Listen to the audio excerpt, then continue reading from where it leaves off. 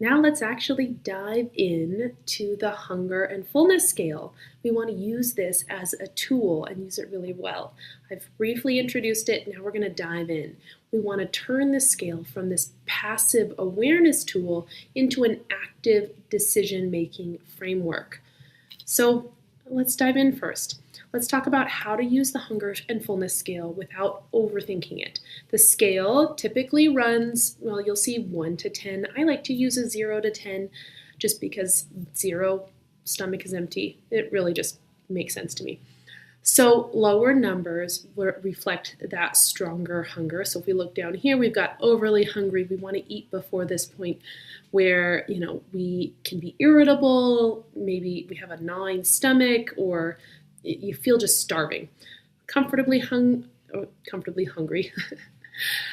We want to begin eating here. I might call this uncomfortably hungry. Like we want to have a little bit here. We are starting to be notably hungry. That stomach is empty. We definitely have a high appetite, but we're not overly starving yet. Neutral here, that 4 to 5 range. And then if we look again at the higher numbers, those higher numbers indicate more fullness. So we're still in that neutral, that 4, 5, 6 range where we're slightly satisfied, comfortably full. We want to stop eating around that 7 or 8 range where we really have a decreased appetite. We're feeling satisfied and the stomach is filling up. It's not overly full.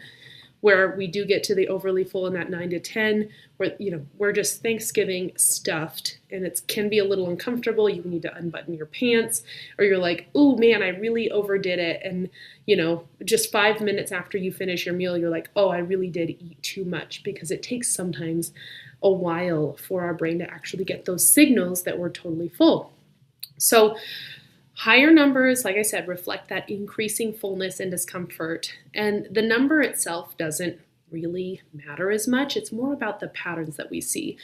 We want to note how hungry we are before we begin eating, how full we are after we stop, because research shows that hunger and fullness scales are reliable even in free living conditions, not just in our lab studies. So that means that, this is something you can use at any time. You don't have to record anything. It can just be a signal to check in with your body. So most people feel the best when they start meals around that moderate hunger, not that starving level, and stopping at a comfortable fullness. So that usually looks like you feel satisfied, you feel clear-headed, you're able to move on with your day. And you might think, but how am I supposed to actually stop at a 7 or 8? We'll talk more about that later. We'll talk more about our mindfulness, about pacing as you're able.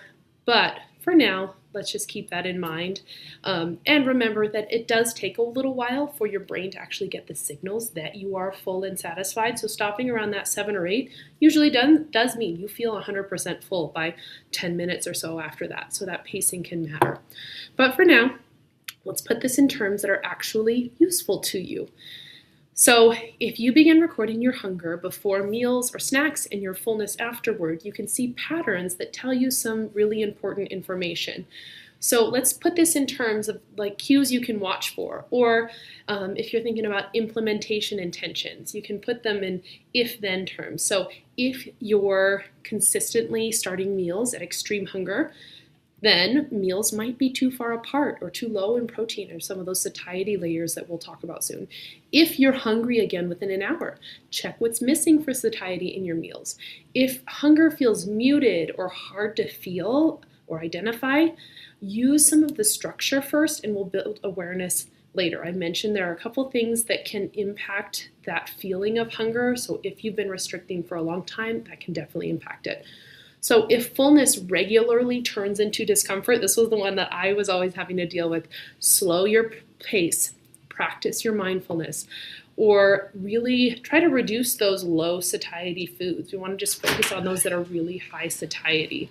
So there is really no right or wrong here. we're just collecting data. So especially if you've dieted in the past, hunger signals may feel a little more muted or a little delayed, and that doesn't mean that they're broken. It just means they're kind of out of practice. So awareness comes before adjustment. Adjustment comes before consistency.